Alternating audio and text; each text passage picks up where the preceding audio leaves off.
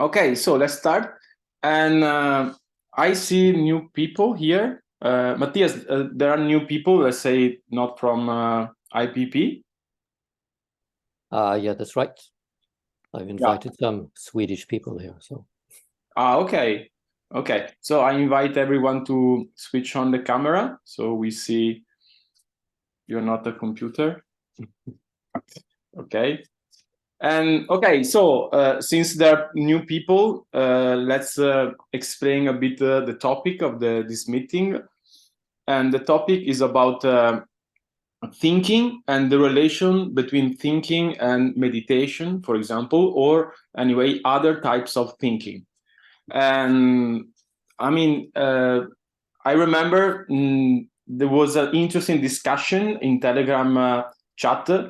For who don't know, most of us are part in this Telegram chat, and we often share ideas and discuss about the different topics.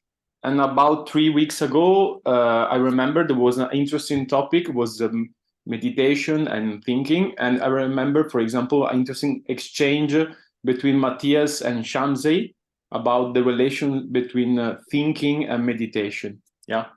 So that's the reason why I invite you to reason about this topic. So I would like to start with, I don't know, maybe Shamsi. Shamsi, you could rephrase your idea. Remember, was interesting, but I wasn't not so sure that I got your point. So if you would like to summarize your ideas, and then we could start reason about it. Sure. Beforehand, Andrea, excuse me, 2 seconds. Don't you think that it could be interesting to use something to write Google Doc? Okay, yeah. Since it's a bit, the question is a bit, bit complex. So. Okay, so Audrey, you want me to create a Google Doc to share with the people, right? Okay. Okay, why not? Yeah. So Shamsi, just give me 30 seconds. Yeah. Sure.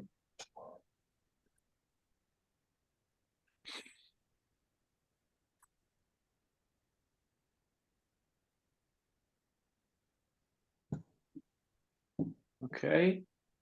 Okay, so we can, let's say, write down some comments while we are waiting to speak, and then we can share it with the group. So.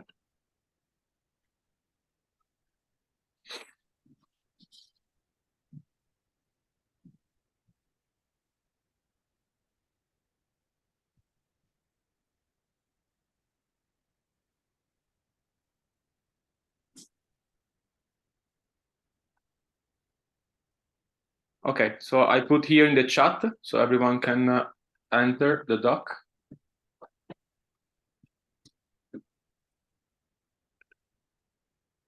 Okay, all right, Shamsi, you can go. Yeah, all right, thank you. So the topic that I brought up was more or less also the link between consciousness and thinking, and also of course meditation. So the first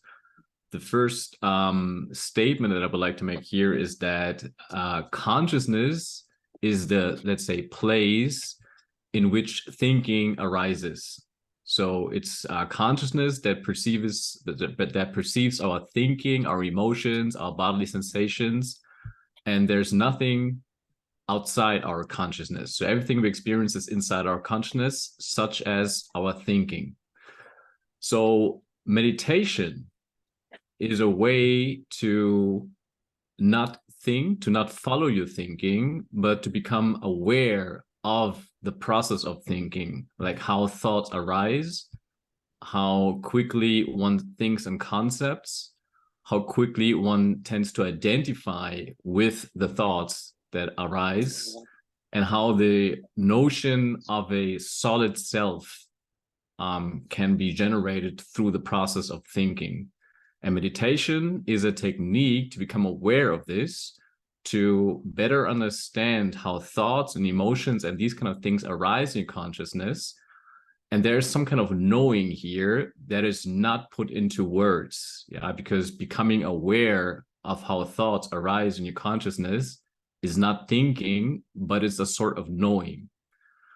And this was my let's say point of view on why meditation can be useful for discovering this process, how all these things arise in your consciousness, and how you can benefit from it in terms of realizing how your thinking works, not the content of your thoughts, but the process of thinking itself.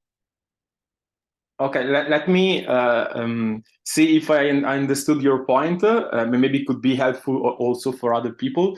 So I understood, Shamsi, that you are saying that, let's say, getting awareness is an experience beyond language that can be useful for thinking, right?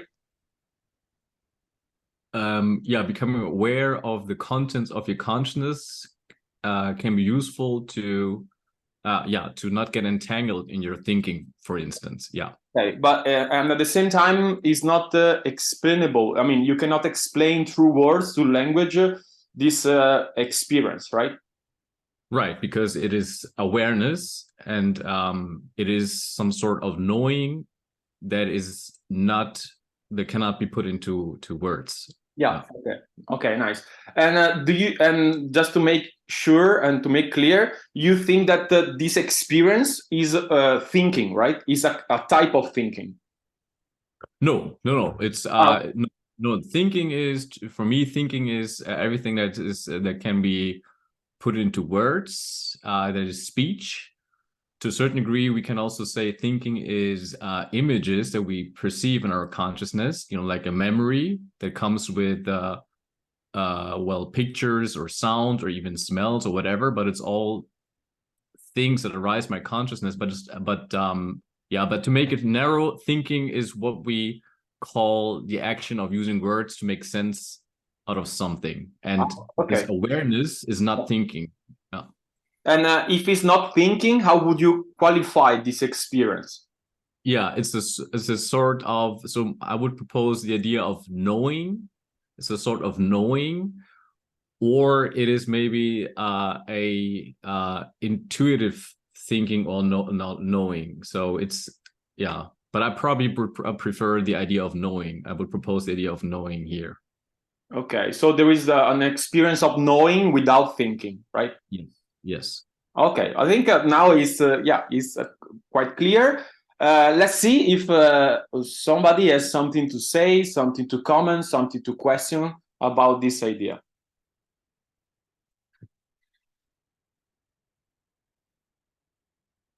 I guess, Matthias, I remember that you had something to say about this, so let me go.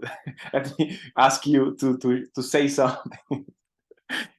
Yeah, sure. I had some things to say about it. Yes. What surprised me during our conversation on Telegram when I heard this idea from Shamsi was that I saw a willingness in him, or an interest in combining this meditation with philosophical practice.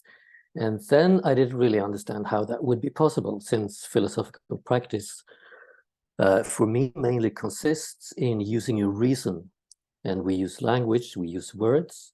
And this meditation, which Shamsi describes, as he says, it's beyond knowledge, beyond words, is a kind of intuition. He calls it knowing. I'm not so sure if I would qualify it as knowing. I see it more as a kind of pre-reflective intuition that you have before you put words on it. And yes, indeed, I agree. It can be a kind of awareness, or the beginning of an awareness anyway. But then how this would be, affected in philosophical practice, let's say in a workshop or in a consultation, it's really not clear to me. I'm not ruling it out. I'm not saying it's useless. I'm not saying it's unnecessary. For the record, I meditate myself sometimes, but how it would be used in philosophical practice, this intuition beyond words, beyond language, beyond thinking, I can't make the connection. And during our conversation, I still wasn't able to make the connection.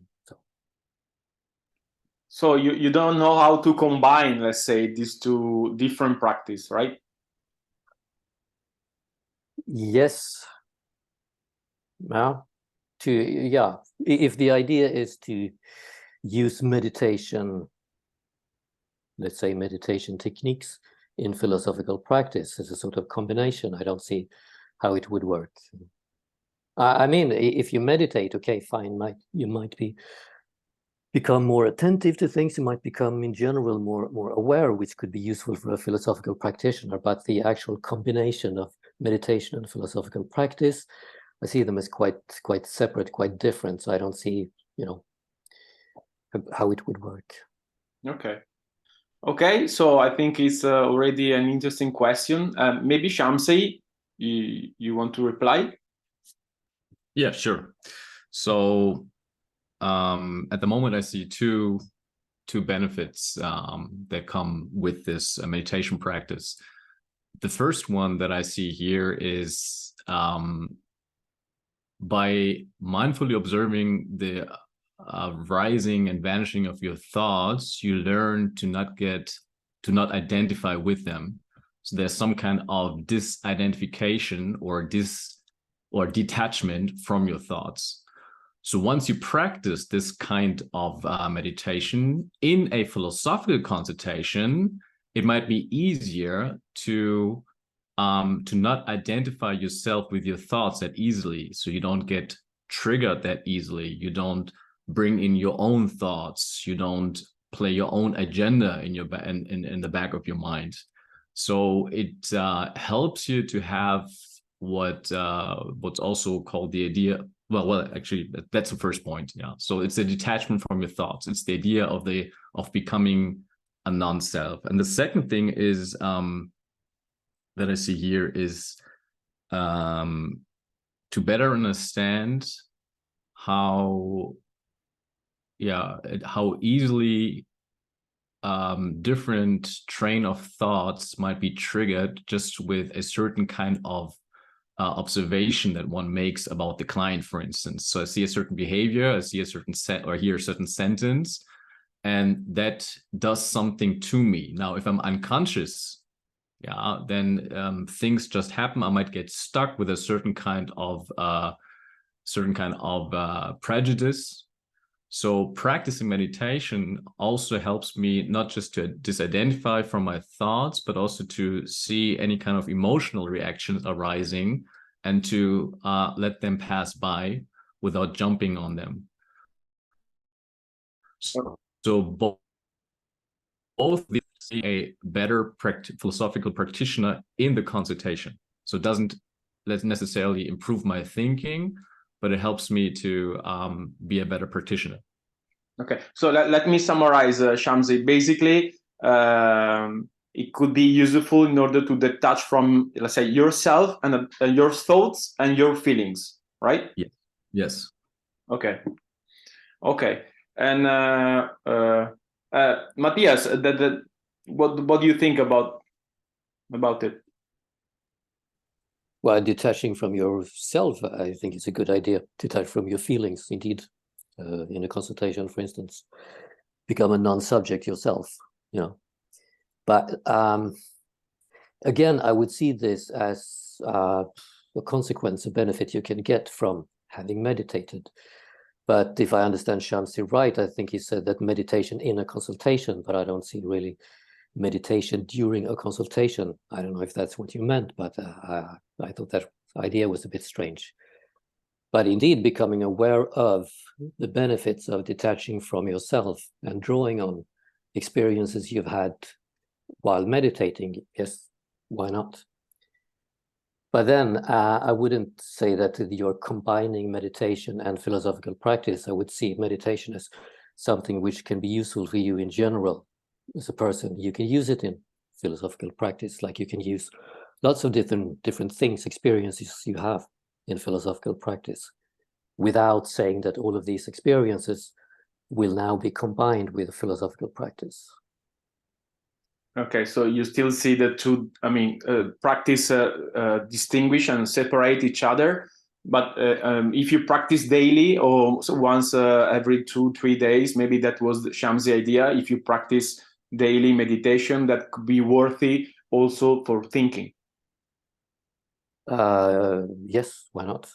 Yeah, okay. By detaching from, I don't know, useless thoughts or worrying or whatever. Okay, all right. Okay, I see Anka. To respond to how meditation is in the consultation, what I understand from what Shamsi presents is that it could be an alternative to acting out on our feelings that arise during consultation. So instead of jumping, I could meditate and just watch them and do nothing. Just be aware that they're there and be a bit more open to what I discovered. Well, okay, so you're saying that you see some meditation in the practice, in the thinking practice as well. When you don't react to the other person ideas, but you just stay there, you wait, you contemplate, and then maybe you think you respond, right? Exactly. And we also see the lack of meditation in some people when they don't even think about what's emerged in them. They just react to the other person and don't notice that something's going on in. And they don't stay to look at it and to be aware of it. They just jump to the next act of defending against something. Okay, okay. So, okay, you see the usefulness also during the consultation, let's say. Yeah, okay. But do you agree, Anka, that they are just two separate things? I mean, they can be helpful for each other, but meditation and thinking are two different, separate things, like Matthias proposed before, or no? Yeah, they can help each other. They can be helpful together, and I see how they have been distinguished by Shamsi as one being more encompassing the other, or the place from where the other arises. So meditation would be the state of knowing or of observing something, and thinking would be the activity of conceptualizing it, considering implications, and so on. So working with what you noticed. Okay, thank you. And I see two hands up. I see Paola and Gianluca. Let's go with Gianluca because I don't see Paola.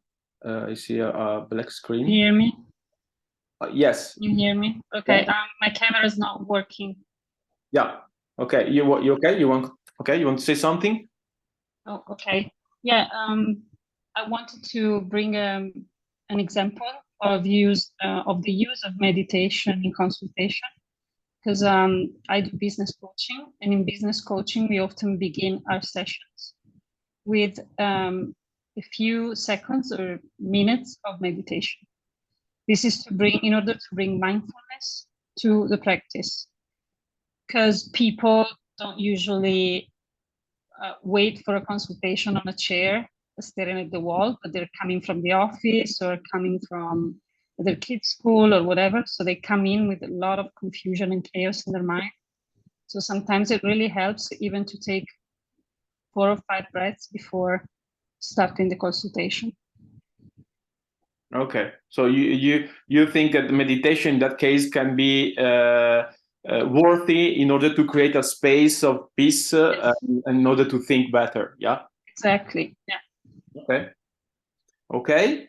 Okay, so Gianluca, you raise your hand.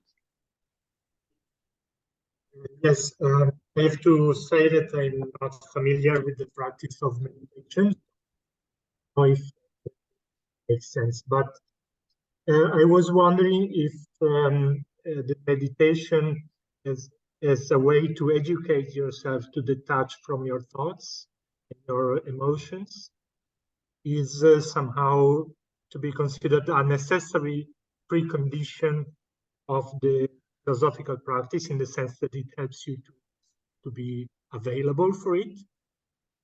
And the result of meditation is that you actually learn how to detach.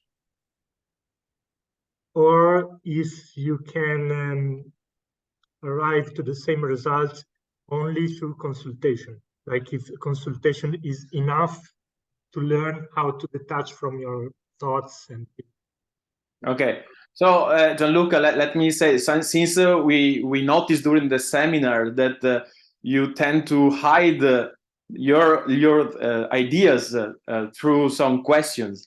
Do you have an answer to your own question? No, I don't, because I don't practice meditation and I'm new to philosophical practice, so it's a real question.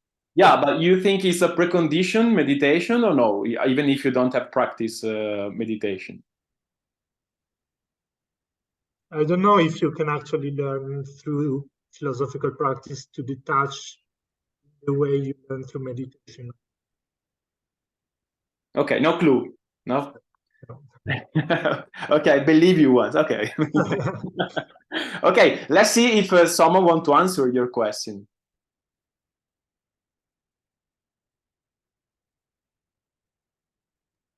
Can you, let's say, formulate the question again in maybe one sentence? Yeah, Luca, yeah. Okay, if the result of meditation is the ability to detach from your thoughts and feelings, can you arrive to this result only by way of the philosophical practice? Yeah, I might try to give an answer here. So I wouldn't say that meditation is the only means. So maybe philosophical consultation can also lead to the same result. I think meditation has an advantage that is that you detach not from the content of your thoughts, but from the thought itself.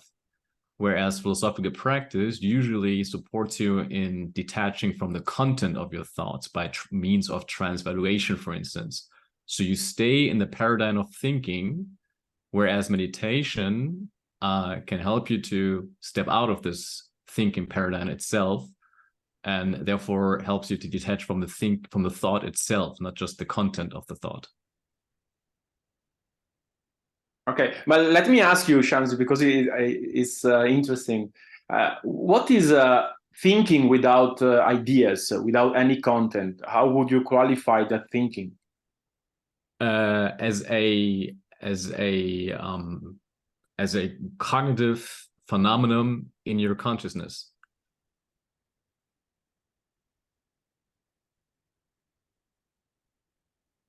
Okay, I have hard time to see this concept. I see it's interesting. Maybe someone understood this idea of Shamsi and want to rephrase or to try another way to explain it. Okay, let's go with Cecilia that didn't speak yet.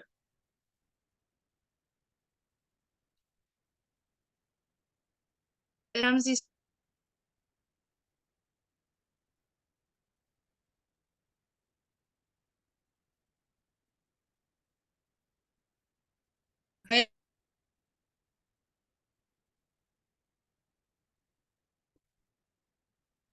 You think certain idea perspective, whereas when you meditate, in a way you are going through another experience.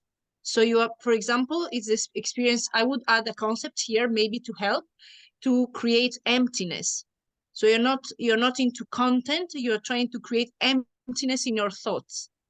So that's why maybe Shamsi is saying that you're not just changing the content. You are going to another dimension, on another experience. You are seeing your thoughts drive away, and you are going into emptiness.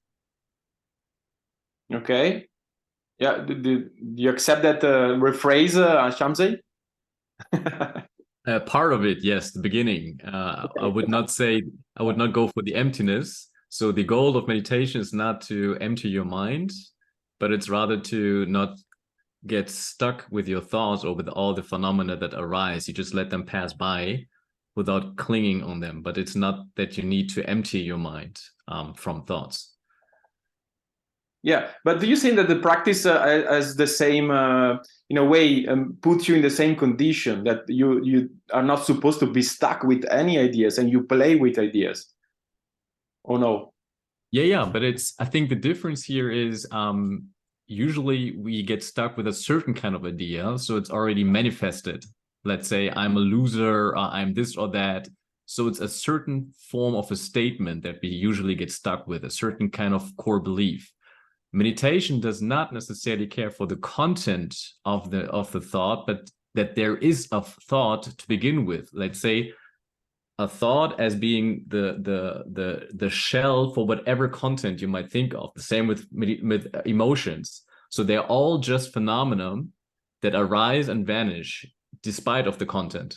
So a philosophical practice deals with the content, the statement, your presuppositions, your core beliefs, and meditation just with the fact that it is a thought. So which is bigger than the specific content, the specific idea. Okay, I think that's an answer for Gianluca's question. Gianluca, did Shamsi answer you? Yeah. Yes, I think I understand the idea.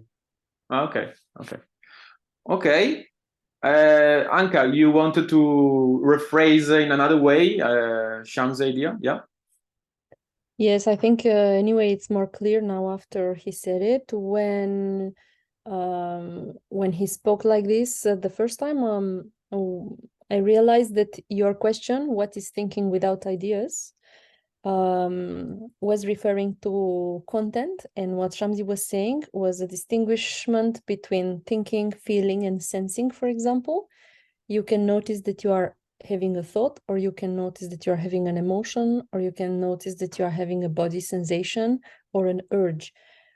So not which thought, not which body sensation, but that you are now, for example, in your body and not in your thoughts. Okay. And then just to sort of be able to switch between them or just let them pass. So we could call that experience, like Mattia proposed before, a pre-reflexive intuition, no? I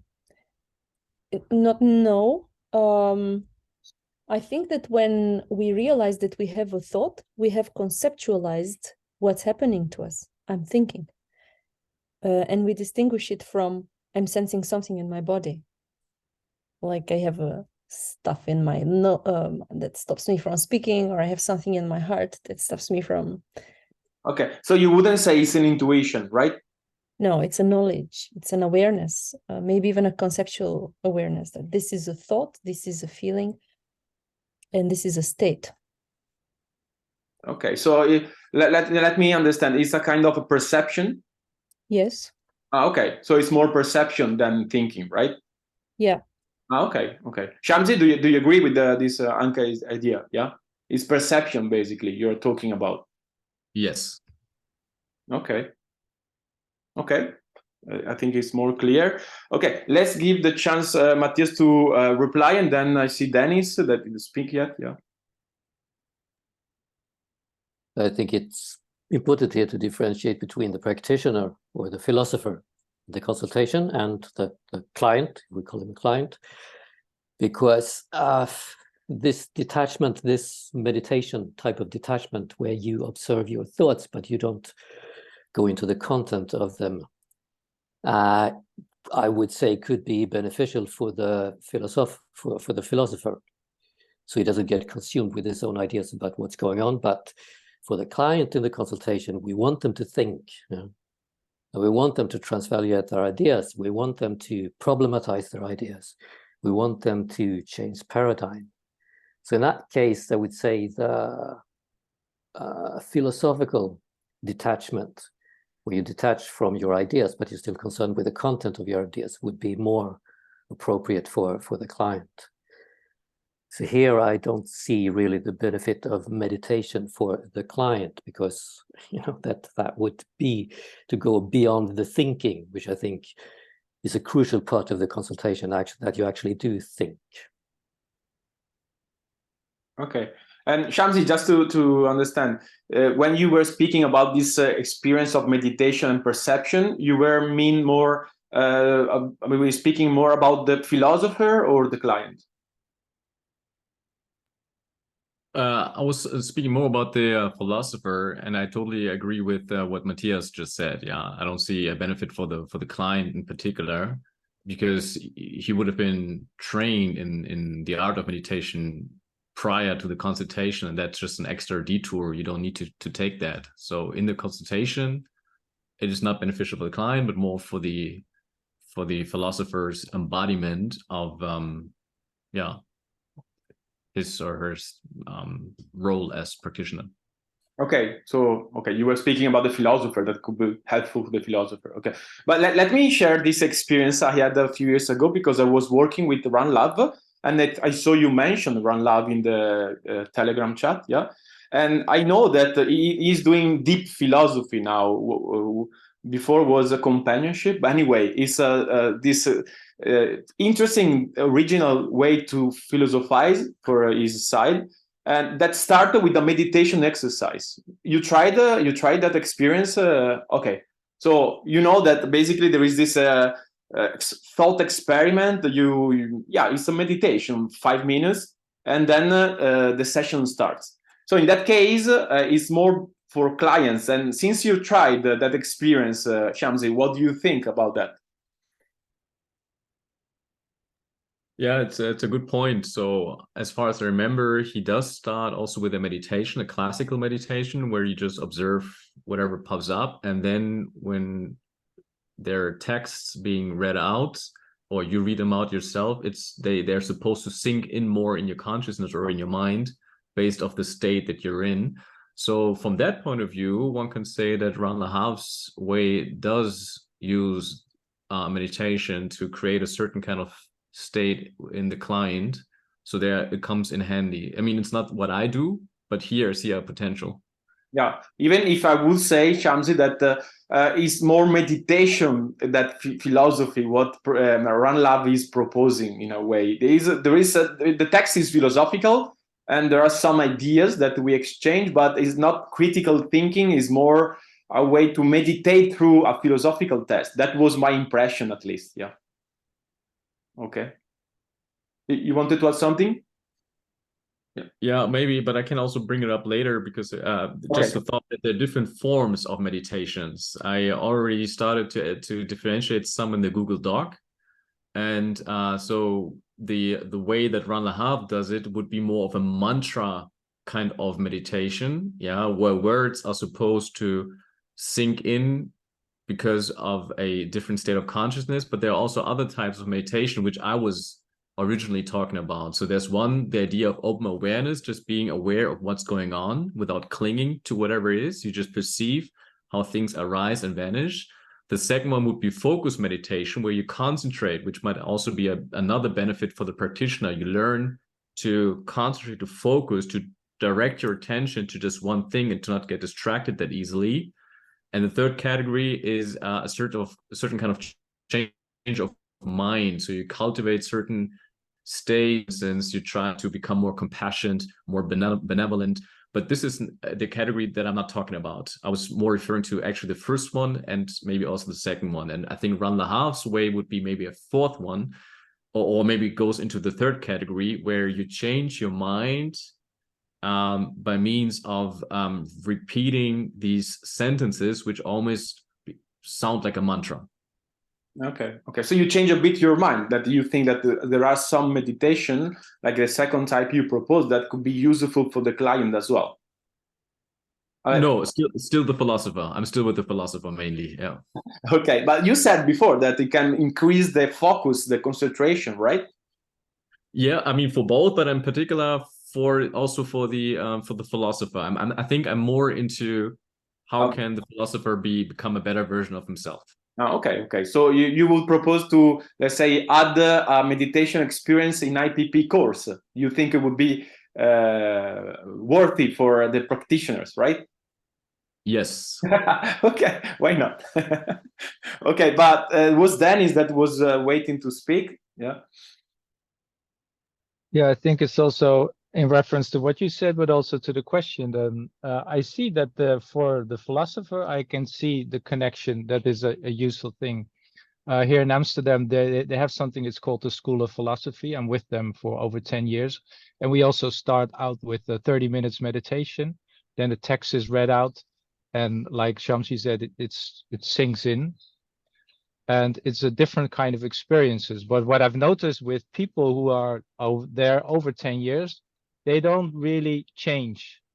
So I think this, and we also study the Gita and several works. But what they say is the meditation needs to always go together with thinking, with critical thinking. And I think that's what Oscar refers to, that meditation can be an escape. So I see a lot of people go there, they meditate, but there's no critical thinking. You don't see anything fundamentally change with people. They get stuck in the same things. So I think this practical philosophy is much more confronting for people. And this meditation, if you are not critical by yourself already, it's easy to be complacent and just space out a bit while you meditate. And I think that's one of the dangers of meditation, that people like to space out and forget about themselves, but also forget to be critical thinkers. So Dennis, your idea is that philosophical practice has a bigger impact to the persons, and also in order to change, for example, than the meditation, right? Yes. What I see in the people in the group when I'm over there with 10 years, there's fundamentally only change with people who also are active thinkers by themselves. But the rest of the group, you don't see really any change. So you need something else. So they need to go hand in hand, the thinking and the meditation. And why do you think that meditation, that in a way, like Shamsi said before, creates some kind of awareness, is not enough in order to create a change in the person? I don't know why it's not enough, because to change it needs to be something active. You need to be confronted with yourself somehow. I do see little changes in some people, but in some not really, and maybe it needs to be more uncomfortable sometimes, I think. Okay, so in your idea, the philosophical practice is more challenging and more active for people than meditation. Yes, yeah. All right, yeah, thank you. And someone else about that? Me? Yeah, Audrey. No, wait. Audrey didn't speak yet, so I would go with Audrey, and then you can speak. I didn't see her, sorry. Yeah. Yes, hello. Hello, Paula. Yes, about meditation, I see that until now you really took meditation as the activity itself, when you could take it as something like the spirit of meditation or the effect of meditation, whatever, we can put it in different ways. And we can see some phenomena in consultations, or especially in consultation workshops, it's a bit different, but in consultations where the work is intense. So it's about states.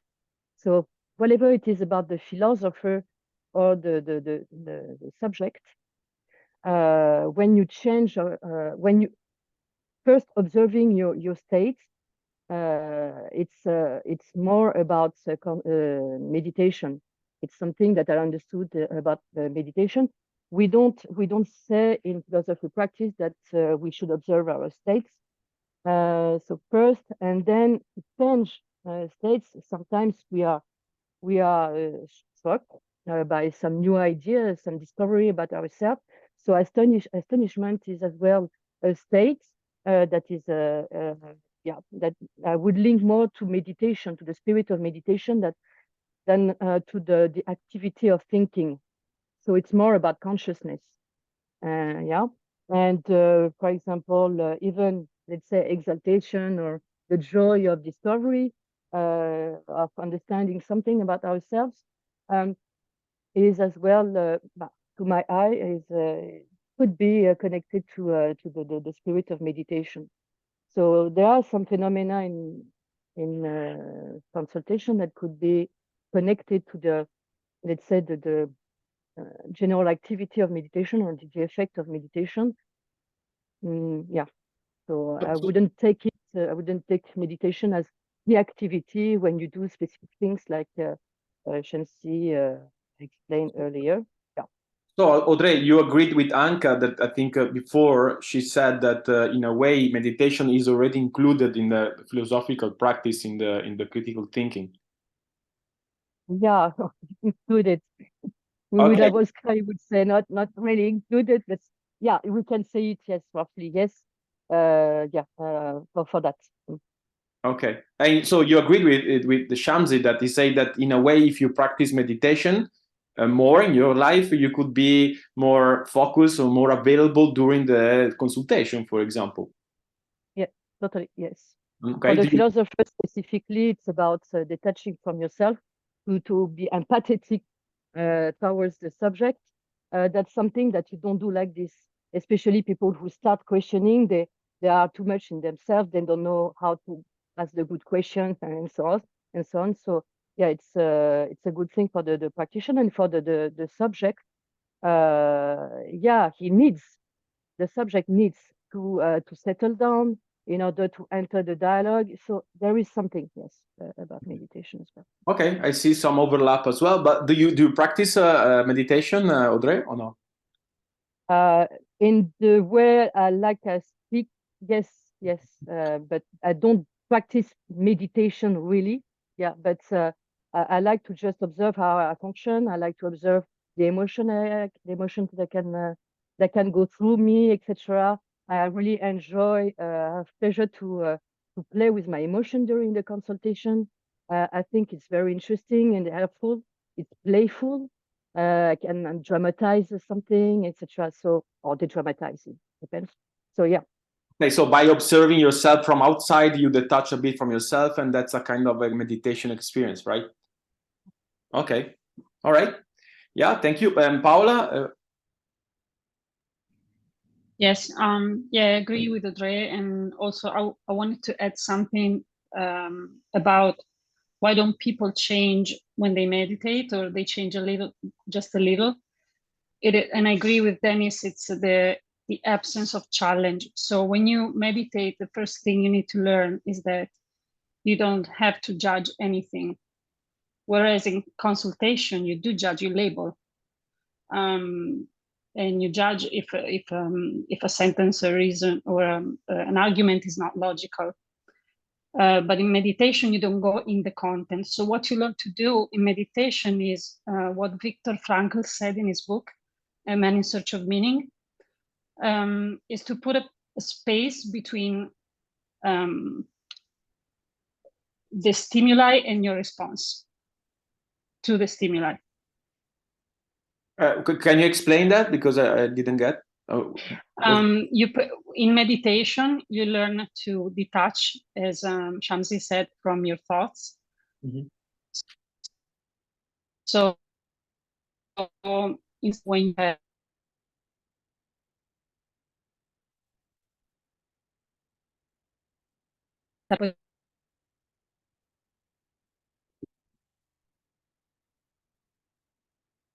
but you put a space, and in that space you can choose what to do. Was that clearer?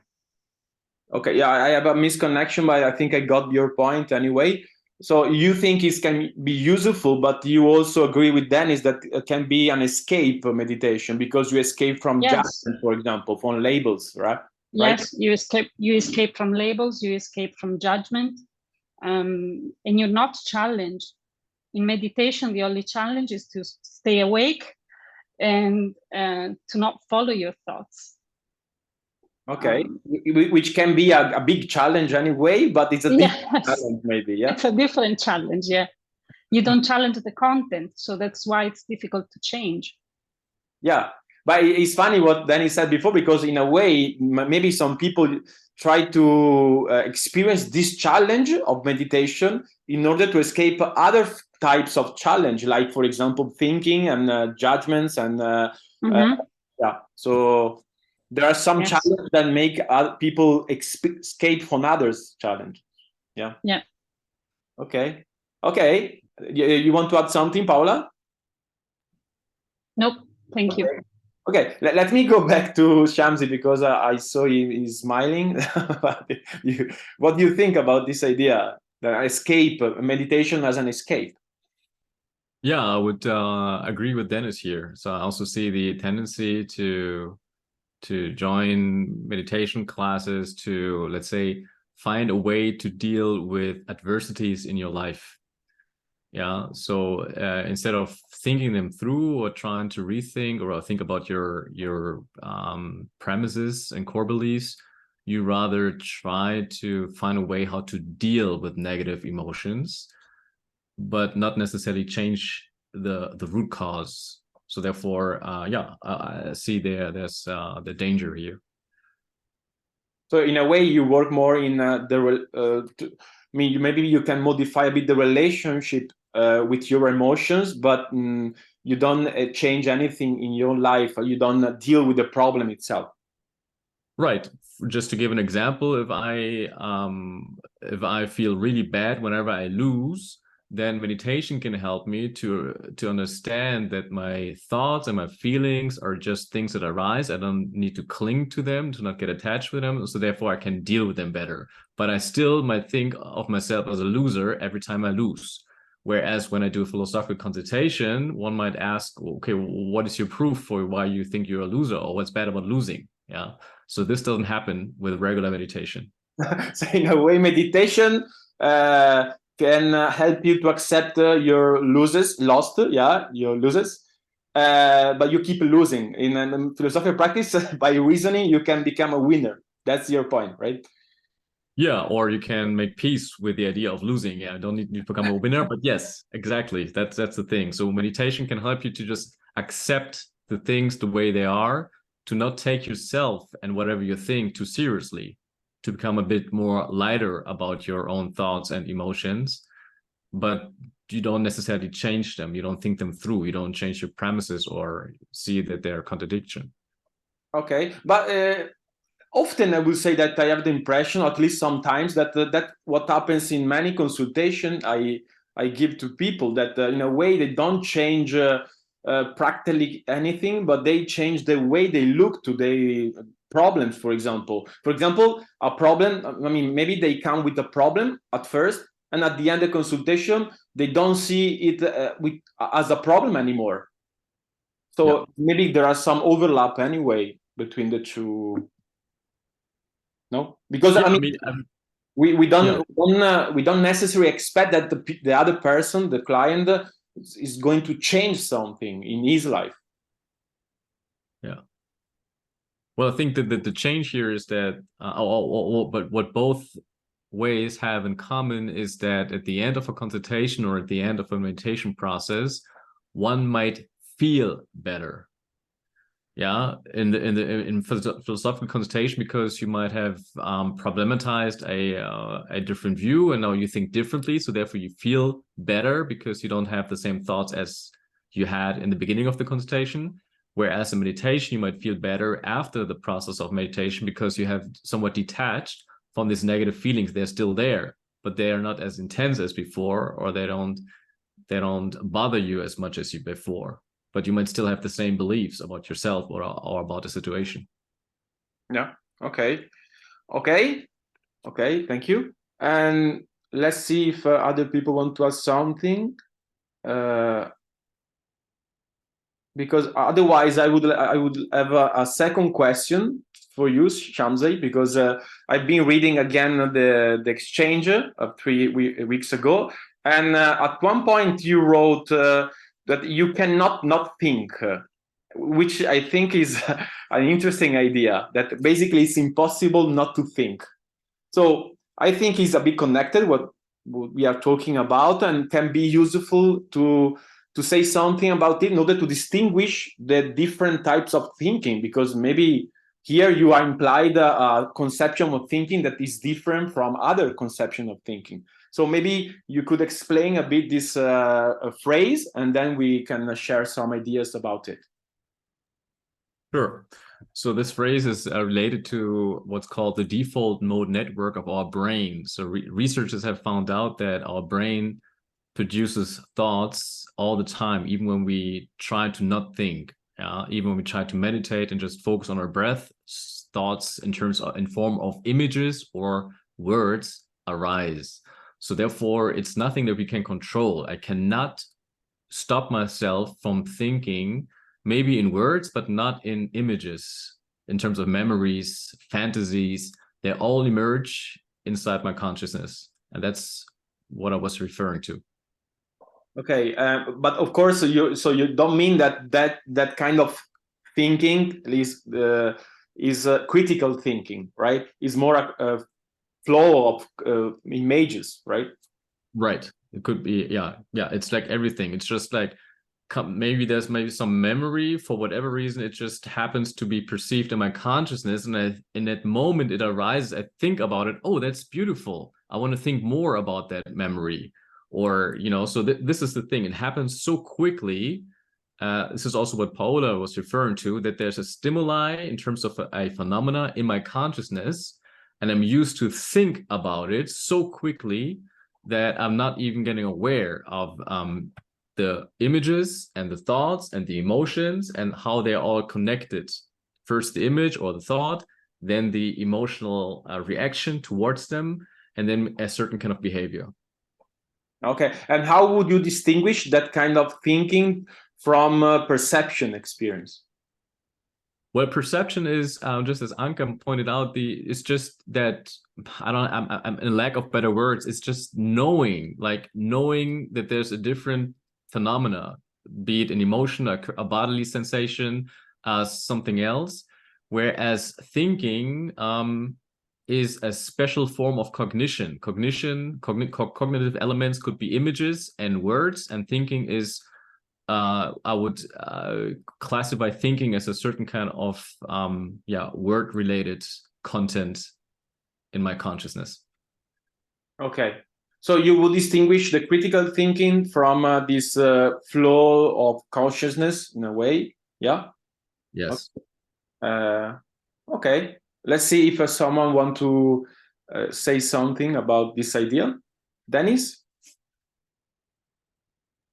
I have a question, because you say, Shamsi, you cannot not think, which I think is true in the sense, but then you go on and you say you can have images, so mental images, and then you think about it. So there's a distinction between perceiving mental images and thinking about it. So those are two different things then. So is it possible to have mental images and not think about it? So I was thinking about that. Yes, I would say yes. And it's not think, if I just, I don't know, have some kind of fantasy trip in my mind about, going some kind of memory that I have where I just perceive the images in my mind, then this I wouldn't call thinking in a narrow sense. But in a broader sense, it is thinking as a result of brain activities. So therefore, I think to differentiate or need to define thinking in a narrow sense is just the words and statements and plausible ideas and critical thinking, and thinking in a broader sense contains the activities of the brain, which can also be images. They're not from the outside, they're not emotions, they're not bodily sensations, but they belong to a cognitive dimension that I would also call thinking, for the lack of a better word here. Okay, is that distinction clear, Dennis? Yes, but so you make to escape, you make two kinds of thinking. You both call them thinking. One is broad thinking and one is narrow thinking. So I don't know if it helps clarify it, really. I mean, I understand that you call it broader thinking, and that because it's a cognitive activity, something that goes on in the mind is produced from within. But thinking in itself is, I think it's something different. It has to do with symbols and it's a different kind of activity. So then it's you. Would you qualify the broader type of thinking? The broader type is more, I would almost see passive, because you receive it. I mean, it just comes up, and the other one demands some activity of the individual, of the person. So it's like, yeah. So there's a passive thinking and an active thinking. Yeah. Well, I don't know if I would call the first thinking, but at least it's a passive activity, mental activity. Yes, yeah. And it's like in a dream. I mean, it's just images. It's and if it's not thinking, what how would you name it? Yeah, mental activity, or yeah. I don't have a name for it yet. No. Okay, maybe it's an experience beyond language and names, like Shamsi said. Okay, let's see, Gianluca. Yeah, I also don't have a name for that. I want to add another dimension, another way of thinking, which is related to beliefs and thoughts that for us are almost automatic. Like in front of a situation, we tend to frame it cognitively in a certain way, and our thoughts are almost automatic. They are a result of habits. And this is different from reflexive thinking, which is when you reflect on these automatisms, on the ways you usually think and perceive things. So but this it's is also different from this kind of flow of images and fantasy, memories, or dreams. Was what Look, I didn't understand. You're proposing a third type of thinking, which is let's say the automatic one, or you think is quite similar to the broader thinking that Shamsi mentioned before? No, I think it's a distinct dimension. Ah, okay. And how would you call that thinking, or you don't have a name yet? I would call it pre-reflexive thinking. Okay, pre-reflexive thinking. Okay. Which means that you don't think that the broader thinking that Shamsi were mentioned before is a pre-reflexive thinking, right? I would agree with Dennis that we need another name, that it's not thinking. I don't know if it's fantasy or imagination or memory. It looks more like something like that, more than thinking, because for me, thinking is related to words, like you have sentences written in your mind and you speak them out. There is another level of consciousness there. And what happened when you try to combine, let's say, some different images between each other? You wouldn't say that thinking, right? Because you think that in order to think, you need to have sentences in your mind. Yeah, I think thinking is more about beliefs, descriptions of the reality, judgments about the reality, and things like this. Whereas these images are not related to this process. They are just perceptions somehow. Even if it's only a mental thing, even if you're not perceiving the outer world, you are remembering or creating something that is related to perception, not to description or judgment. So in a way, you are now rejecting the distinction that Shamsi proposed before between perception and this type of broader thinking, because basically you are saying that they are the same thing. Okay, the broader thinking is a way to perceive. Well, it gets complicated because I think we were talking about perception before as what happens when you meditate, your thoughts. So it's yeah, I'm just trying to follow your ideas. Yeah. No, I'm just asking you. Okay, yeah. Okay. So you seem a bit confused. Okay, but are you thinking or you are perceiving when you are confused? I'm thinking. Okay, that's interesting. So you didn't understand anything of what I said? Yeah, I did. I was joking. Okay, good. Okay, so someone else? Cecilia? Yeah, this exchange made me think to a distinction made by the empirists, like Locke and Hume, which might be helpful here, because they distinguish the steps of the brain activity. So maybe the broad thinking can be called the brain activity, and they distinguish it between, for example, they call it simple ideas. And this is the dimension which is more linked to the perception. So you get perception from the outside, and then you get images, you get representation in your mind. And afterwards, the thinking emerge when you elaborate, which is called complex ideas from Locke, for example. So there are two different steps, and the difference between this pre-reflexive connected to perception thinking and the other one would be complexity. In the second one, there is complexity, there is getting in of memories, of connection, analogies, and you can verbalize. Okay, so you would qualify thinking, even if it's let's say simple. The idea of Shamsi of like to put together different images. Yeah, I mean, when you are putting together different images, you are already elaborating. It's not merely perception; it's already an elaboration. So it's a basic form of thinking. Yes. Yeah. And then you can build more complex ideas starting from that. Yeah. Okay. Okay.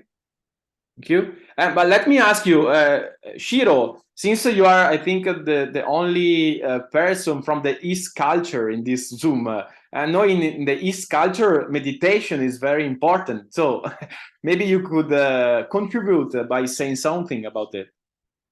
No, that's not fair, isn't it, Andrea?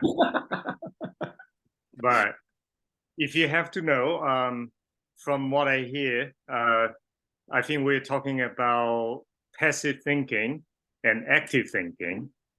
And the passive thinking, including what we're talking about, pre-reflexive thinking, like the Gianluca was talking about, or the wandering of mind. I think those are all passive thinking. And Oscar will call it worrying. But I think what we're talking about thinking here should exclude those passive thinking. We're talking about the active thinking, which is critical and conscious, and that should including the philosophical practice and the meditation and other things.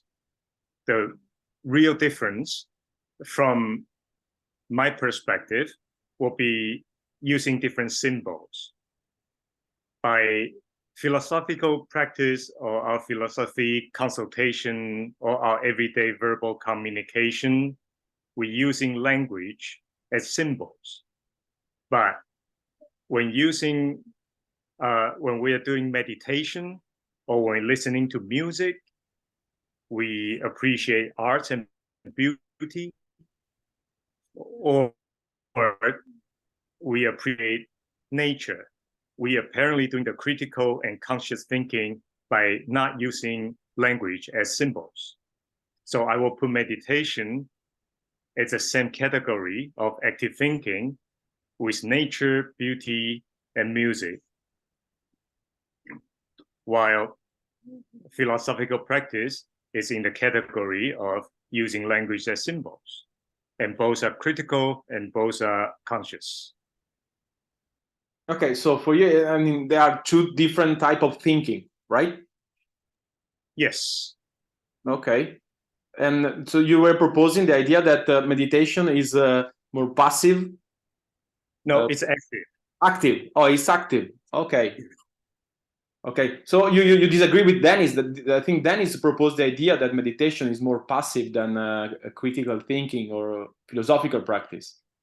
I disagree. I think it is a critical thinking, the same way we're listening to music. We're just thinking by not using language, and it's a conscious decision.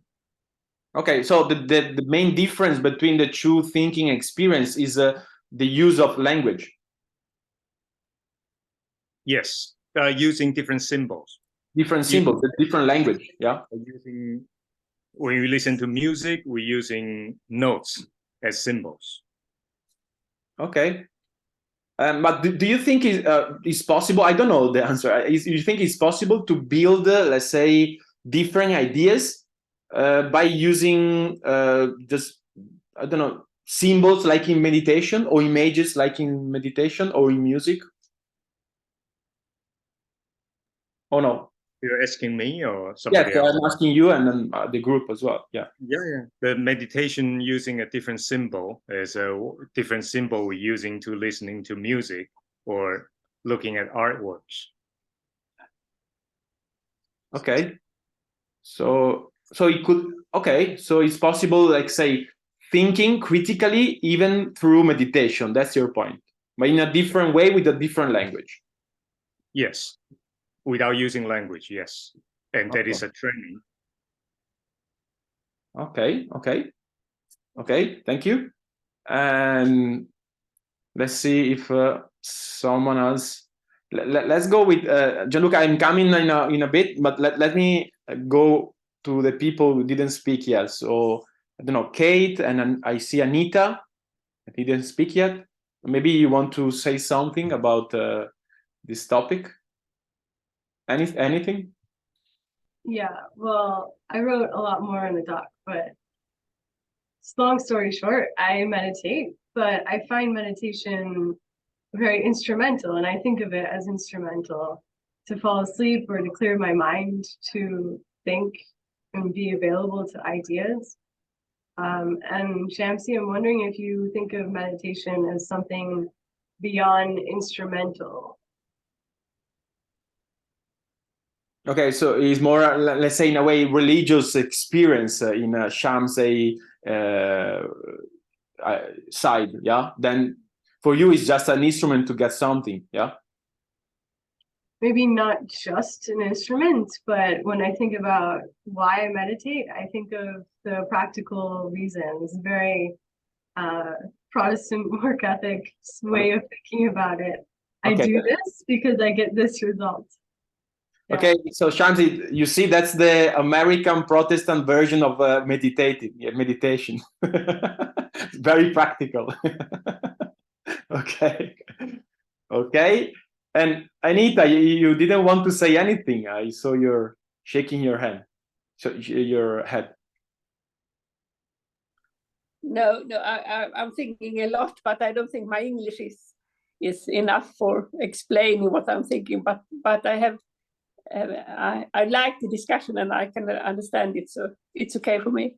But I think your English is good enough to say at least what you just said, so you could add something.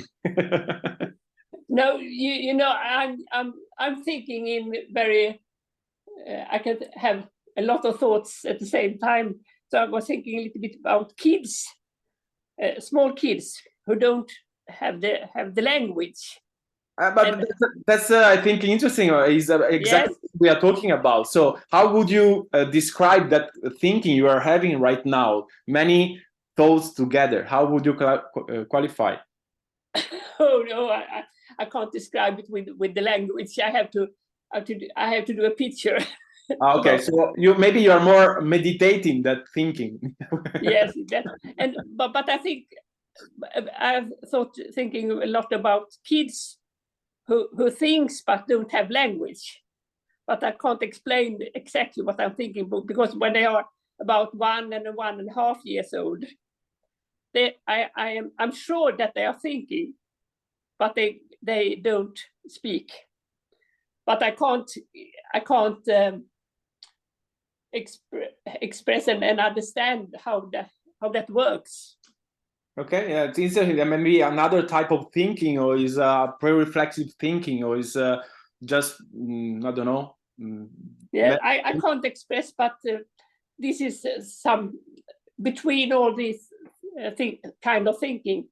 It's I think that's observation that I can use in this topic. Okay, unfortunately, we cannot interview so young children because they wouldn't answer to. Okay. Yeah, Joseph, so thanks. Thank you, Anita. Yeah. So, yeah, Matthias, you didn't speak for a while. Yes, I was thinking about this, what Shamsi talked about, let's call it broader thinking, for want of a better word. And I think this type of mental activity is something where you would need to apply detachment with a client, you know, when ideas just pop up in the mind. For some people, it's very difficult to let them go when you have such clients where they just jump on every idea that pops up in front of them. So that would be something you would need to train yourself to detach from, to focus on what is actually relevant at the moment in the discussion. But at the same time, we were talking a lot about the benefits of settling down, the benefits of meditation for calming your mind and so on. But we also have clients which would actually need the opposite, you know. They would need to be shaken up a bit because they are too detached. Nothing is happening, nothing is going on. So for them, I don't think meditation would be, you know, beneficial in this situation, because you would rather need them, or you want them to sometimes jump on some ideas. Because when you have people where nothing is happening and it's difficult for them to produce anything, you would need to, you know, have some kind of counter movement here, where you try to, you know, engage them, you try to, you know, engage them in some kind of, they're too inactive, basically. Yeah, but I think Shamsi already agreed with you about this, that meditation is more for the philosopher than for the client. Yeah, he did. Yeah. But here I was just thinking about the detachment from. Yeah. So also the importance for the client to detach from just any ideas that shows up in their minds. Yeah. So your idea is that meditation in that case could push, the client to remain in his comfort zone instead to be challenged and confront from the critical philosophical discussion. Yeah. And yes, indeed, we were talking more about the meditation for the benefit of the philosopher, but also we were talking about settling down, getting into a calm environment, and so on. And yes, for some people that's important, but I would say that depends entirely on who your client is. Not everybody needs to settle down. Mm-hmm. Not everybody needs, you know. I mean, other people, soft environment. Yeah, some people need the opposite, to be awake and to be. Some people seems like they are sleeping, so they need to be wake up. They need to be awakened. They need to be aroused, so they can actually start thinking. And some people need to be calmed down, so they can actually start thinking. Okay, so maybe with the second type of people, meditation could be a tool we could use. Yeah, okay. Anything can work. You know?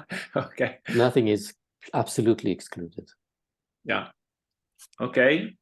Thank you. You want to add something, Matthias? No? Yes, it was just a question for Shiro, because he said that what he called thinking without words is also critical thinking. I don't understand, or maybe he can clarify. What is the critical aspect of listening to music, or what is the critical aspect of watching art? What is the critical aspect of meditation? Because I didn't understand. Yeah. If I may answer, remember last week when Oscar played a piece of music, then it will ask you to use language as the tool to describe what did you hear in the music. So in a way, we're talking about you're translating symbols from music to words. But Anita just showing the opposite. She said, I heard so many words. The only way I can express it is probably to turn it into a picture. So we are talking about the paradigm shift. So if all those symbols can be intertranslating to one another, then we can prove they are all critical because we can hear the same elements and we can discuss about it and we can agree and disagree about it, about what we hear in music, what we see in arts, about how do we feel in meditation. And I think that is all the proof of critical thinking. I don't know if that answers your question. Matthias, you are good with the answer, or you have a problem? Yeah, I have a problem. I think in this case, the critical thinking is what comes afterwards when you talk about it. So that would be the critical aspect when you then discuss what you have listened to, when you put words to it. Then you're applying critical thinking. But when you're perceiving the music, then I don't see how that would be critical thinking. Okay, so Matthias, your idea is that Shiro here is a bit projecting the critical thinking from the second moment to the first one, which was the listening experience. Yes, yeah. Yeah, okay. Shiro, are you confusing this? Are you projecting or no? It's a different...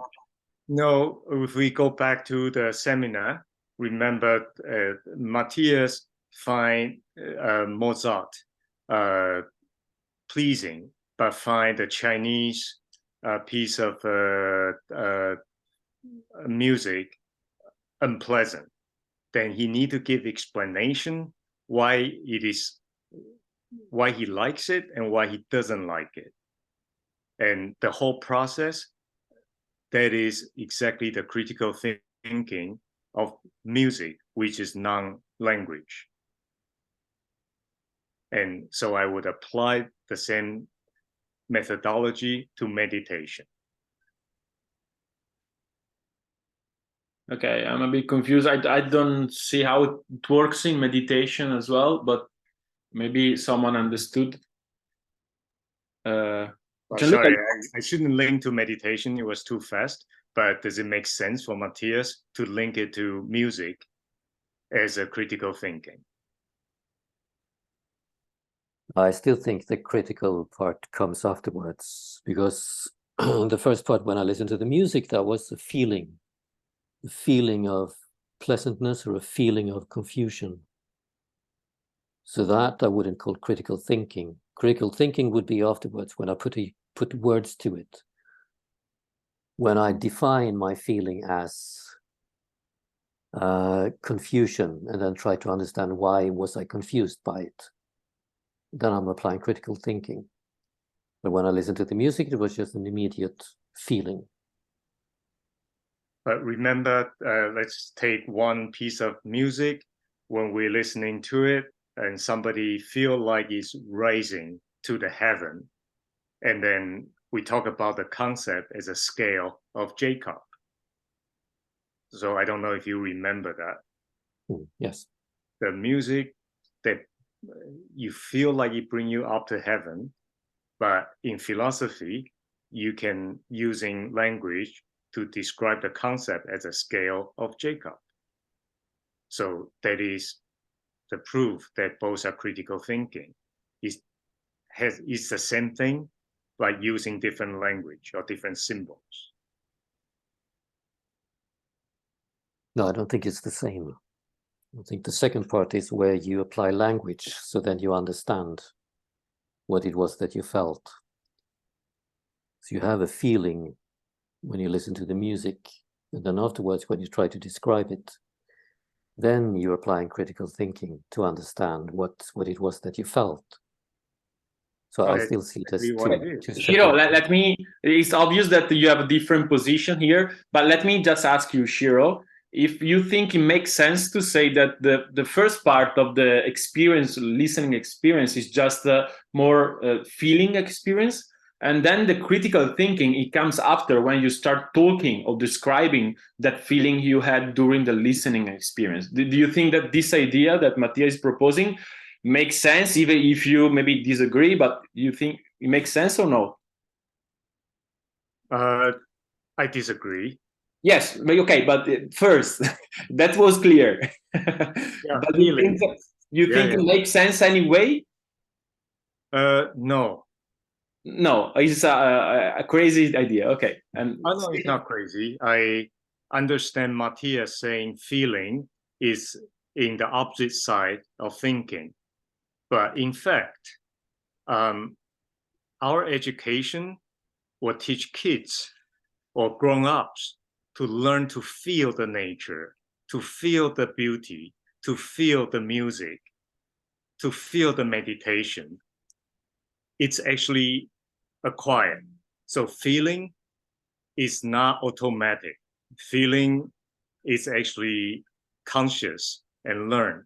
When you realize it's beyond language, the only way you can understand nature is to feel it. The same apply to beauty and music and artworks and meditation.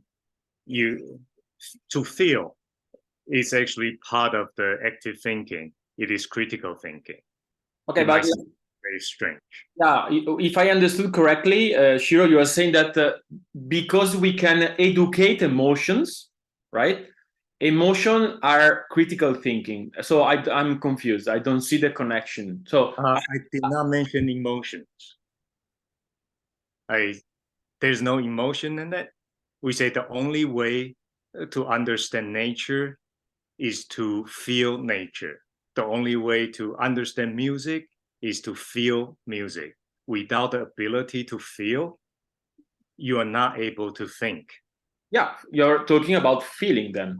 Feel nature, feel music, right? And I say the feel is actually integrated elements of critical thinking. Okay, let me check with the group because I'm curious. Who understood this Shiro idea about the relation between critical thinking or the different type of critical thinking? Okay, and who agree? Who agrees with Shiro? Yeah, okay. So Shamsi, you disagree? Yeah, I disagree. Why? So I think that feeling music might bring a certain kind of understanding the music, and also maybe have a what I call, let's say, different feeling to different pieces of music. So there's differences. There's the ability to discern my own feeling whenever I listen to music. But the ability to discern different feelings and emotions is not the same as asking for reasons for why I feel such differences. And and giving judgment to the question, why do you like this and do not like that? This is what Matthias also called critical thinking. So there's the ability to discern different states of feeling, to become very precise, to know whether you get attracted or disattracted. But it's not critical thinking. It's just a very fine precision of feeling, whereas the critical thinking provides reason for why you think you either like or dislike something. Okay. Now it's interesting, but we are a bit opening in a debate, and we don't have that time because we have the 5 minutes left. Maybe Shiro, you want to say a brief, short comment in order to reply to Shamsi? I thought Shamsi just agree with the feeling critical thinking, because he talked about the difference and precisions, and the whole process, it is critical thinking. But did you see the difference that Shamsi pointed out between, the feelings and the critical thinking, which is more connected with reasons, or no? Yes, that is why we're using Oscar showing us a piece of music and demanding us to explain why we like it or dislike it. We don't stop by liking or dislike. We have to explain. So that is the precision, and is a key element of active thinking. Okay.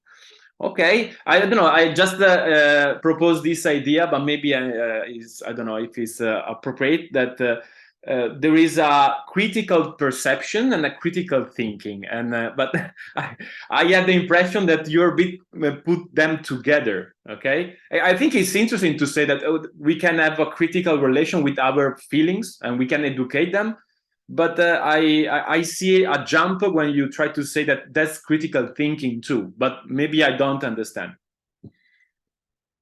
Maybe it's my problem with feelings. I have a problem with feelings, maybe, yeah. Okay, Anka? There was an undifferentiated use of the word feeling, and as I was listening, I thought of different concepts that we all call feeling. One of them is sensation. When you hear different types of sound, like the speed, the intensity, the everything pertaining to sound.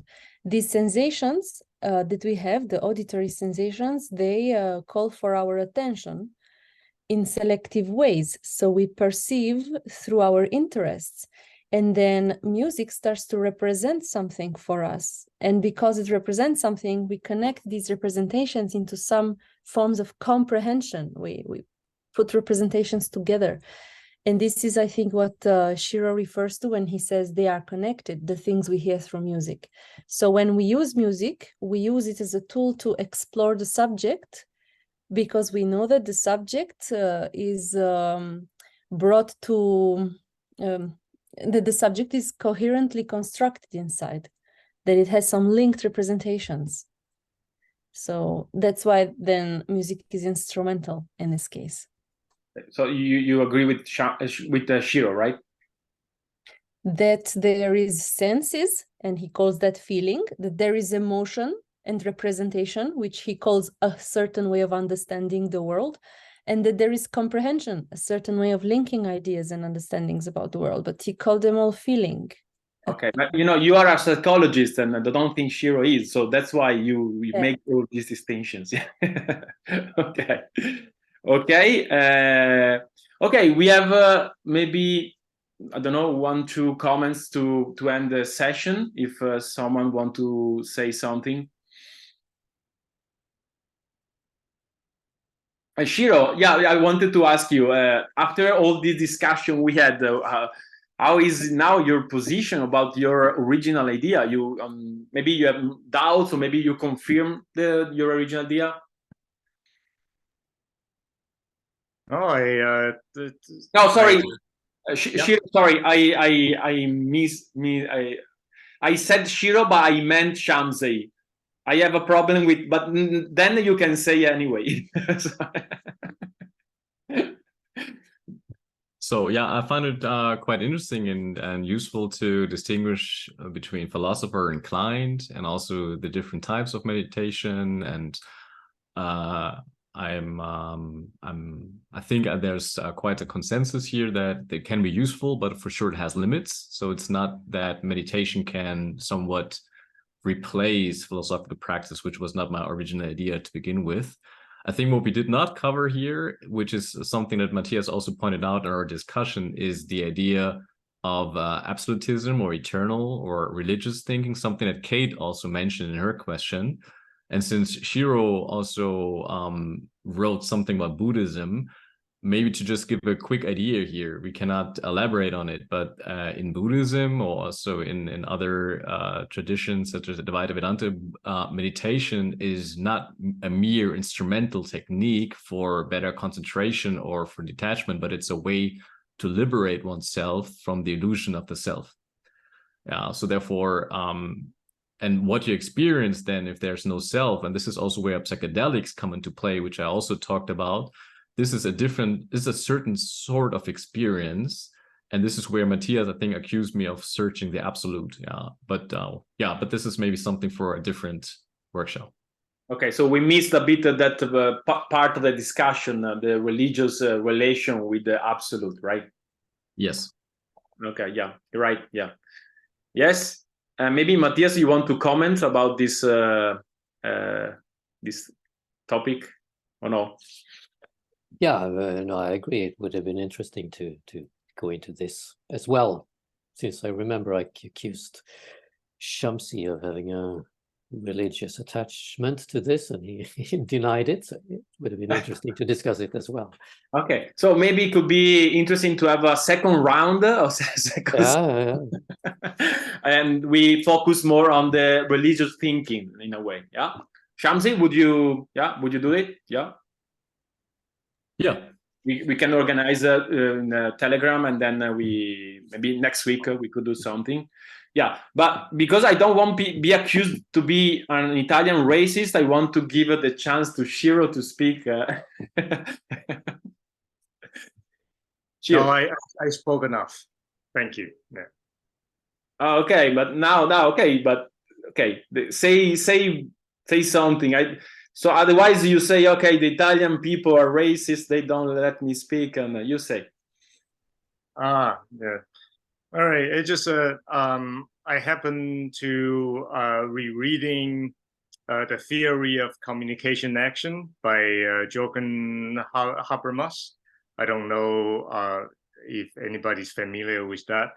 So this discussion actually helped me to bring to examine whether meditation also fit into the communication action theory. And I would be very excited to go back and then check it and to examine it. Okay, and then maybe if you join the next session, you can share your experience with us. Is it a threat? No, it's an invitation. It's an invitation. Okay. Anyway, so I don't know already when, but we're gonna have apparently a second Zoom meeting, and maybe I don't know, Matthias, if you want to try, if you have a consultation, and anybody can try 5 minutes meditation before to start the consultation with the client, and then you can share the experience you had, if you notice any difference in the way you dealt with the client. Yeah. you don't look very excited. No, I don't. But why not? It's a challenge. So yeah, it's a challenge. Okay. Okay. So thank you, everybody, and see you next week then. Thank you. Thank you.